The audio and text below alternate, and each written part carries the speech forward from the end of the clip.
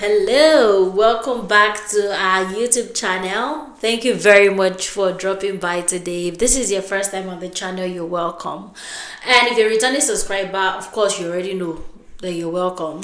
So today we're going to be talking about something very interesting, and I think that is going to be beneficial to a lot of people, especially to people who are thinking about moving or relocating to Canada in 2024.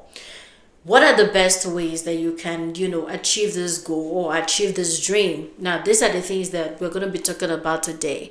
Number one on my list is the Federal Skilled Workers Program, which is also known as the Express Entry Program.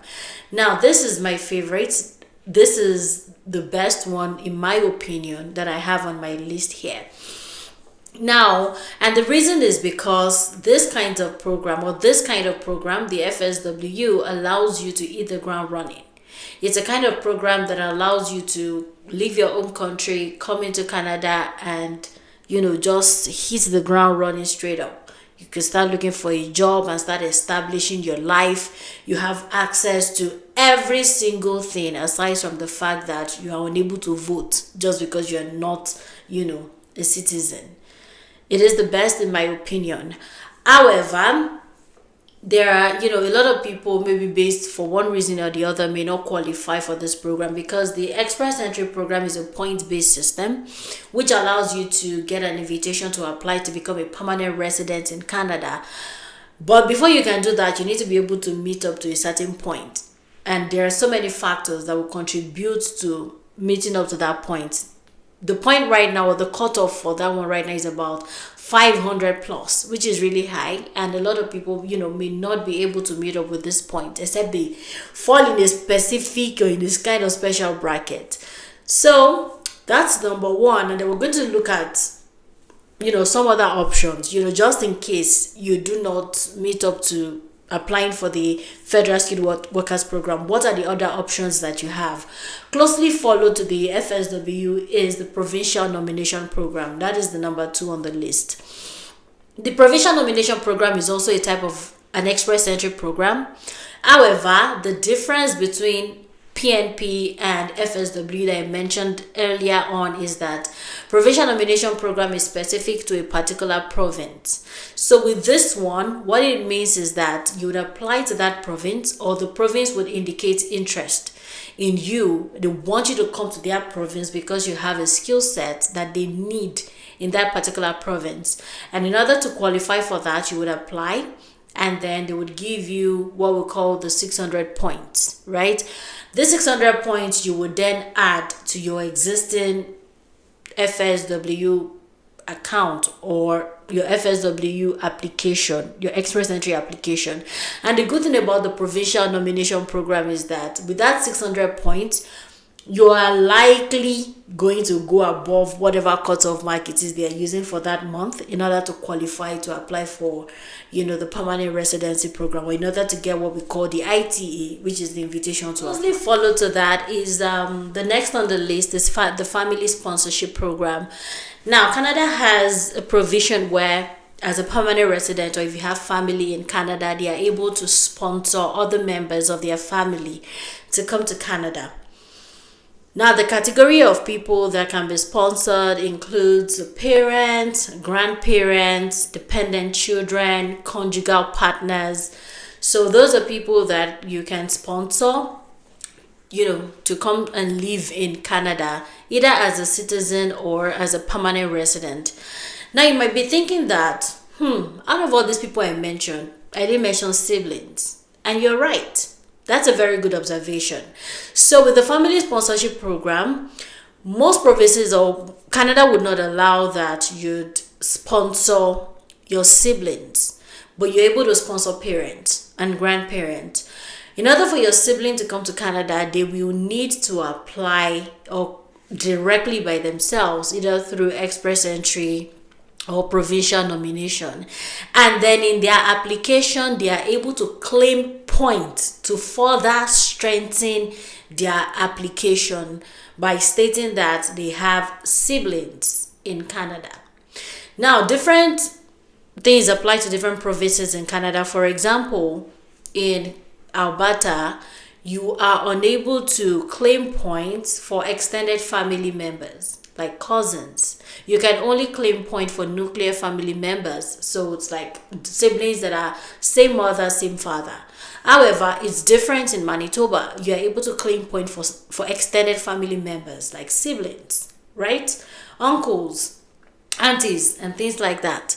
So those are some of the differences. However, in general, family sponsorship is another way that one can move into Canada in 2024. Now, number 4 on my list is the study permit.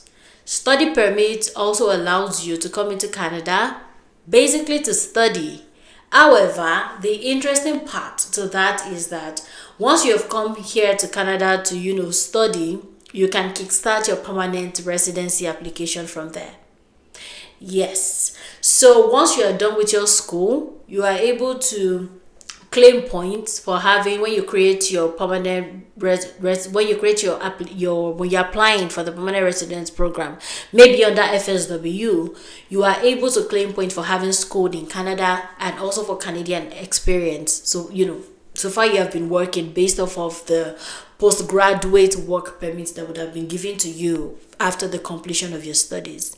And the good thing about the study permit right now is you are able to get a postgraduate work permit of 3 years, regardless of how long the course you have taken. So it does not matter if your course is 1 year or if your course is 2 years. Canada has just implemented a new law that says that you are able to get a 3-year postgraduate work permit, which is good because it gives you an ample opportunity, or it gives you that ability to get the extensive experience that you need in order to be able to claim the points for your permanent residence application. In addition to that, the good thing about study work permit is you're able to move with your family so far as you have studied to get your master's. Maybe you applied for a master's program or a PhD program, like a doctoral program with doctoral degree. So you are also able to move to Canada with your family, and from there, once you finish your school, you guys are able to kickstart your permanent residence application from there. All right, now the next one on my list is the work permit. The work permit is a kind of program that allows you to come and live in Canada based off of the fact that you have a job offer or you were given employment by a company in Canada. So usually with this kind of program, you would get a work permit of maybe 1 year, 2 years, 3 years, whatever number of years, and that allows you to stay in Canada for that period. Ideally, you are expected to leave and go back to your home country, after the expiration of that work permit, or maybe you extend it or something, right? However, the good thing about this work permit again is that you can also kickstart your permanent residency journey from there. By maybe once you have done your work for like 1 year or 2 years, you can start your permanent resident application by claiming points that you now have Canadian work experience. And that also furthers, or it also strengthens your application and helps you to be able to at least meet up with that cutoff, basically. Now, another one on the list is investing in Canada. So this one is a very interesting one because it involves you contributing to the economy in terms of investing. So this is a kind of program where the government government of Canada rewards you with a permanent resident status by virtue of the fact that you are investing in the economy. So this one requires you spending some money, and I do believe it's actually a large volume of money, depending on, there's no cap, it just depends on the sector that you're investing in, right? So just as a reward of you pumping or increasing or helping to build their economy, then they would reward you with a permanent resident status. And the last I have on my list is the Atlantic Immigration Pilot Program. This is a kind of program that is quite specific to the Atlantic region in Canada, and the kind of provinces that you'd find in that region would include provinces like Newfoundland and Labrador, New Brunswick, Nova Scotia, and then Prince Edward Island. With this kind of program, you're able to come to Canada if you're able to secure a job offer in that province. right? And that job offers, it gives you the opportunity to come into the province to work and live in Canada. So these are the best ways, or the top best ways, to come to Canada in 2024.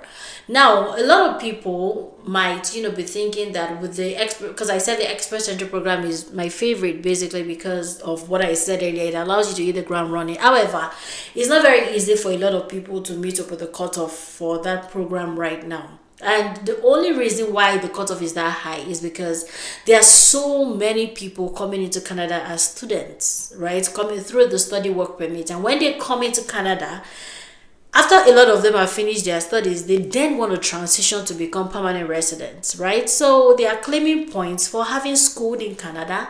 And a lot of them have also worked because they have this postgraduate work permit. They are claiming points for having worked in Canada, having this Canadian work experience. So these are some of the things that are pushing the scores to be as high as it is right now. So if you are unable to, qualify for the Express Entry program, be it PNP or FSW, you can look into the other ones that I talked about. I think there's always something for everybody, basically.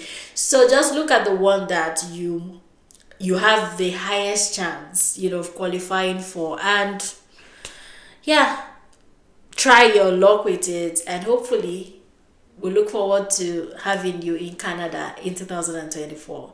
And with this, we have come to the end of the video. Thank you very much for joining us today. We'll see you again in our next video. Bye bye.